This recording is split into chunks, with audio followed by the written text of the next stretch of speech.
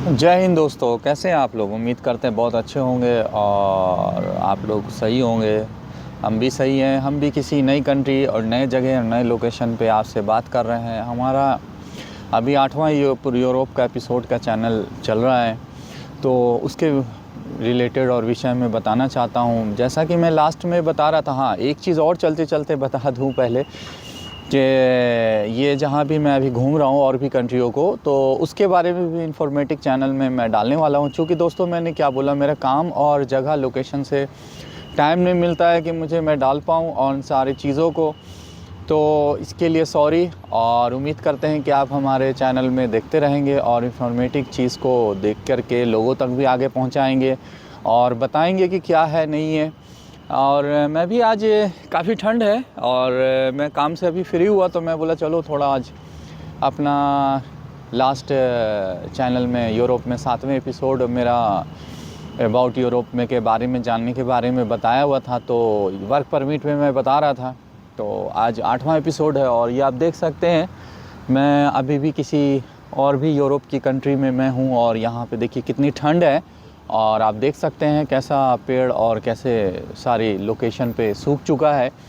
आप देखिए इन चीज़ों को और आप आइडिया कर सकते हैं। यहाँ पे सिक्योरिटी और बहुत सारी चीज़ों का सिस्टम होता है जो आप देख सकते हैं। ठीक है दोस्तों, तो अब हम आते हैं मुद्दे पर। मुद्दा यही था दोस्तों कि हम आप लोगों को बताना बस यही चाहते हैं कि आप सही इन्फॉर्म ले करके सही काम कीजिए, और ताकि आपको परेशानी ना होना पड़े। जिस तरह मैं घूमता हूँ और मेरे पास जितने नॉलेज है, तो मैं चाहता हूँ आप लोगों को भी एक्सपेंड करूँ और बताऊँ। आज कुछ पेपर से तो मैं नहीं बता पाऊँगा क्योंकि अभी भी मैं बाहर ही हूँ और कहीं ऑफिस वगैरह में कहीं अपने रूम पे होऊंगा तो बताऊँगा। अभी बस यही बताना चाह रहा हूँ बस कि वर्क परमिट के रिलेटेड आपको यही जानना है कि वर्क परमिट जो मैंने लास्ट बताया था कि 6 महीना, 8 महीना या 10 महीना भी लग सकता है। देखिए वर्क परमिट इशू कराना आपको उस एम्प्लॉयर को होता है जो एम्प्लॉयर आपको सेलेक्ट करता है। तो लेबर कैटेगरी हो या स्किल जॉब हो या वाइट कलर जॉब हो, जो ऑफिशियली जिसमें होता है डॉक्टर, इंजीनियर या जो भी हो, तो उन चीज़ों पे आपको ध्यान रखना है कि आपका किस जगह क्या सिलेक्शन है क्या नहीं है। लेकिन आपको एक चीज़ हमेशा ध्यान रखना है कि जिस जगह भी, जहाँ से भी आपको अप्लाई करना है इन बड़ी कंट्रियों में, जैसे आपका आइल्स वाली कंट्री हो या आपका नन आइल्स कंट्री हो, यानी नन आइल्स का मतलब हो गया कि यूरोप की कोई शंघन कंट्री हो, इन सारे में आइल्स नहीं लगता है। और आइल्स कंट्री कौन सी होती है जिसका इंग्लिश का एग्ज़ाम होता है, तो वो होता है ऑस्ट्रेलिया, यूके, कनाडा, यूएस और न्यूजीलैंड, 5 कंट्री का। तो अभी और आपके डिपेंड स्किल के हिसाब से वो आपका बैंड लाना होगा। 5.5 से लेकर के 9 तक का भी बैंड है। एकेडमिक में अगर आप यूनिवर्सिटी में पढ़ने जा रहे हैं तो उसका आपको ज़्यादा लगेगा, और अगर आप कम में जा रहे हैं तब तो फिर कोई मुश्किल नहीं है। यानी कि आप जॉब में जा रहे हैं तो स्किल 5.5 और 7.5 में भी आपका काम चल सकता है। ठीक है, तो दोस्तों अब मैं ये कहना चाह रहा हूँ कि अब आपको बैंक बैलेंस इसमें भी वही मेंटेन करना है जैसे पहले वाले में आपको टूरिज़्म में मेंटेन करना था। और अगर आप जॉब में हैं तो वहाँ आप जब आपका वर्क परमिट के साथ जहाँ अपॉइंटमेंट आपकी जिस कंट्री की लगेगी, तो उसमें आपको जो है अप्लाई करने के लिए आपको उस जॉब के जिस जगह से आप जॉब छोड़ रहे हैं उसका भी एनओसी लेटर लगेगा कि आपको कोई ऑब्जेक्शन नहीं है। अच्छा, एक चीज़ और इसमें हम टेक्निकल चीज़ बताना चाहेंगे कि अगर आपको जॉब कर रहे हैं, मान लीजिए आप जॉब कर रहे हैं किसी भी गल्फ़ कंट्री में, जीसीसी कंट्री में, ठीक है, दुबई, कतर, बहरैन, कहीं भी जॉब कर रहे हैं, तो अब आपको अगर अप्लाई करना है कि हमको जाना है जी ऑस्ट्रेलिया जाना है, हमको जाना है कोई यूरोप कंट्री या किसी भी आइल्स कंट्री, तो आपको क्या है कि अगर आपका अपॉइंटमेंट नहीं मिल रहा है, ऐसा मैंने इशू देख रहा हूँ कई कंट्रियों का कि अपॉइंटमेंट नहीं मिल रहा है और आपकी होम कंट्री में अपॉइंटमेंट मिल रहा है, तो आप ऐसा कोई मुश्किल नहीं है, आप होम कंट्री में भी आप अपना अप्लाई कर सकते हैं। लेकिन आपको वेरीफाई कराना पड़ेगा आपको, क्योंकि वो अगर इमिग्रेंट जो वीज़ा अप्रूवल पर्सन है वो आपका वेरीफाई करते हैं, तो वेरीफाई में अगर आप एनआरआई निकले, यानी कि आप रेसिडेंट कंट्री के निकले, तो वो आपका उससे भी रिजेक्शन करेंगे। तो इसलिए आपको उस कंपनी का, जिस कंपनी से आप जॉब कर रहे हैं, अगर उस कंट्री से आप अप्लाई नहीं किया है और वर्क परमिट में आप किसी और कंट्री से, मतलब अपनी होम कंट्री से आपको अपॉइंटमेंट मिला वहाँ से कर रहे हैं, तो आपको एनओसी लेटर उस कंपनी का ऑथोराइज एचआर की टीम से लेके आपको देना पड़ेगा, जिससे कि वो इस बात से वेरीफाई हो जाएंगे कि अब वहाँ पे आपको कोई प्रॉब्लम नहीं है उस कंपनी को छोड़ के आप दूसरी जगह जाने के लिए।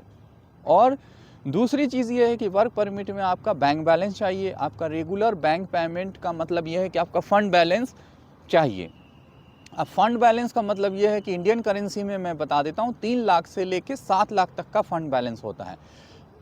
अदर कंट्री का डिपेंड होता है। अगर आपका शंघन कंट्री है तो 3 लाख से ऊपर चाहिए। अगर आप आइल्स वाली कंट्री है तो 7 लाख, 6 लाख, 10 लाख, 8 लाख, कनाडा, यूएस जो भी है, तो उस हिसाब से आपको फ़ंड बैलेंस करना है। डिपेंड अपॉन यू कि आप कहाँ से अप्लाई कर रहे हैं। देखिए कनाडा का तो आपको पता है लीमिया बेस पे होता है। आपका लीमिया जब आप परचेस करते हैं, यानी जब वो ख़रीदते हैं 1000 कनाडियन डॉलर में, तो आपका होता है। ठीक है दोस्तों। और अगर आप सिंगापुर जा रहे हैं तो सिंगापुर के लिए ऐसा कोई प्रॉब्लम नहीं है, मतलब क्योंकि आप करेंसी में बोलेंगे तो वो भी हाई करेंसी है। लगभग हम समझते कि 55 और 60 और 62 की सिंगापुर करेंसी। जब नेक्स्ट टाइम हम सिंगापुर जाएंगे तो वहाँ भी आपको डिटेल बताएंगे।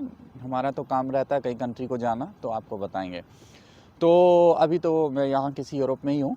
तो अब मेरा यही कहना है कि अब आपको इन चीज़ों पर भी ध्यान रखना है कि आपका फ़ंड बैलेंस होना चाहिए। और फंड बैलेंस रेगुलर बेसिस पे आपका फ़ंड अकॉर्ड होना चाहिए जिस भी अकाउंट को आपको शो करना है। या तो आपकी होम कंट्री में कर रहे हैं तो वहाँ का दिखाना है, या अगर आप जहाँ आप वर्क में कर रहे हैं वहाँ के वर्क बेसिस पे आपका सैलरी बेस पे काम कर रहे हैं तो वहाँ के बेस पे दिखाना। अब डिपेंड अपॉन यू कि आपका फ़ंड बैलेंस और एनओसी लेटर वर्क परमिट में चाहिए।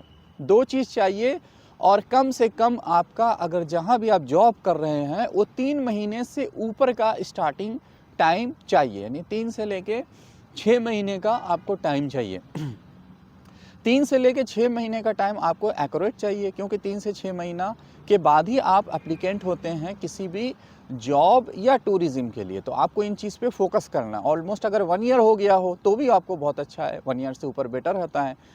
तो आपको ये ध्यान रखना है। तो अब क्या है कि अपनी होम कंट्री में तो आप एडजस्ट कर सकते हैं, मतलब आप समझ ही रहे हैं। लेकिन अगर आप किसी रेसिडेंट में कहीं और कंट्री पे जॉब कर रहे हैं, जैसे जीसीसी कंट्री में जॉब कर रहे हैं, गल्फ़ कंट्री में, या फिर आप कर रहे हैं सिंगापुर या कहीं और आप किसी और बड़ी कंट्री में जाना चाहते हैं, तो आपको वहाँ पे तो कोई डेट सेट नहीं कर सकते। वहाँ पे तो आपका खुद इमिग्रेशन से डेट सेट होता है वीज़ा का। तो अब आप इस सिचुएशन से देख करके ही अप्लाई करेंगे या वेटिंग पीरियड लेंगे, या फिर वर्क परमिट का टाइम आप ज़्यादा लेंगे। वर्क परमिट का टाइम देखिए डिपेंड अपॉन यू। फिर वही बोलता हूँ कि आपके एम्प्लॉयर या आपकी एजेंसी जिसके थ्रू आप कनेक्ट कर रहे हैं उससे 6 महीने साल भर से ऊपर का लीजिए वर्क परमिट, ताकि अगर कोई डिले हो तो आपका वर्क परमिट डैमेज ना हो और आपका एम्प्लॉयर को कोई भी प्रॉब्लम ना हो आपकी सेटिंग करने में। ठीक है दोस्तों।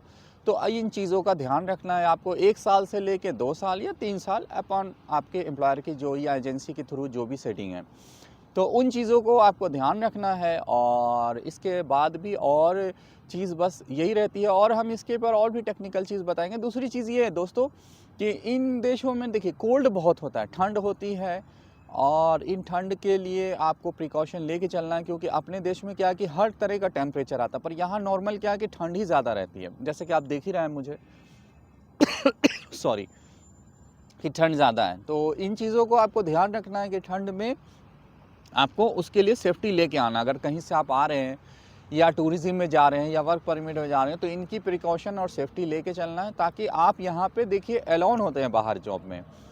और एक तो चीज़ ये है कि आपकी इंग्लिश कम्युनिकेट वेरी बेस्ट हो, क्योंकि अगर आप यहाँ पे कोई अदर लैंग्वेज किसी को कुछ पता नहीं है, आप जो लैंग्वेज में बात कर रहे हैं वही इंग्लिश होता है, बाकी किसी को कोई लैंग्वेज नहीं मालूम है।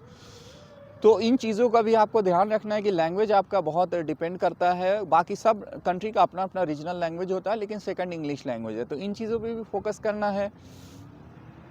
ठंड बहुत है इसलिए मैं थोड़ा सा आप देख ही रहे हैं कि मौसम हमारा टेम्परेचर कैसा है। और चूँकि नेटवर्क की क्लियरिटी नहीं थी, और चूँकि देख रहे हैं मौसम अभी दिन है, टॉप पे दिन है, लेकिन देखिए अभी वेदर के हिसाब से अभी बहुत ज़्यादा टॉप नहीं हुआ हुआ है, तो इसलिए मैं रूम में नहीं कर पाया। लेकिन फिर किसी कंट्री और किसी जगह पे देखता हूँ, फिर करूँगा आपको नेक्स्ट वीडियो और नेक्स्ट मीटिंग। तो ठीक है दोस्तों, फिर एक नए चीज़ और नए आइडियो से और फिर बताऊंगा। इसी तरह एपिसोड हमारा अभी चलते रहेगा इसी में, और भी मैं कुछ टेक्निकल चीज़ बताऊंगा जो हम एक पेपर से और बहुत सारे डॉक्यूमेंट से बताऊंगा जो मैं भूल गया हूं। अगर नहीं बता पाया हूं तो आप वो चीज़ पूछिए मेरे कमेंट में, और मैं इसका ज़रूर जवाब दूंगा। और उम्मीद करते हैं कि आप अच्छे होंगे और अपने प्रोग्रेस के लिए लगेंगे। और हाँ, एक चीज़ और मैं फिर चलते चलते कहता हूँ कि देखिए, फाइनेंशियल गोल के लिए भी मैंने अब एक और चीज़ बताने वाला हूँ, जो मेरे से टाइम नहीं मिल रहा है और वो काफ़ी पैटर्न से मुझे बताना है। तो किसी भी जगह मैं फ्री होता हूँ तो वो एक अलग एपिसोड से फाइनेंशियल स्टेटस से आप अपनी होम कंट्री में भी अर्न कर सकते हैं। मतलब ये मेरा सिचुएशन, ऐसा नहीं कि आप बाहरी बार जॉब करेंगे जी, या घर पे ही जॉब करेंगे। पार्ट टाइम में भी कहीं भी आप जॉब करते हैं, या फुल टाइम में भी आप अपना जहाँ से भी ऑनलाइन काम कर सकते हैं। ठीक है जी। तो इन पर कई मैं फ़ोकस करूँगा, इन चीज़ों को बताऊँगा कि आप कैसे कर सकते हैं और क्या-क्या कर सकते हैं इस पर, जिससे कि आपका सोते हुए भी पैसा आपका अर्न करते रहेगा। लेकिन बहुत ही स्मार्ट इन्वेस्टमेंट होगा और स्मार्ट तरीके से आप कमाएँगे, और इसमें बहुत ध्यान रखना है, आपको केयर करना। वो मैं काफ़ी क्लियरिटी से और बहुत सारी चीज़ों से बताऊँगा आपको, तो वो एक अलग एपिसोड से बताऊँगा। तो ठीक है दोस्तों, बहुत बहुत शुक्रिया और थैंक यू आपका बने रहने के लिए वीडियो में, और इसी तरह हम आगे भी वीडियो इन्फॉर्मेटिव लाते रहेंगे। तो okay, Jai Hind, bye bye, see you.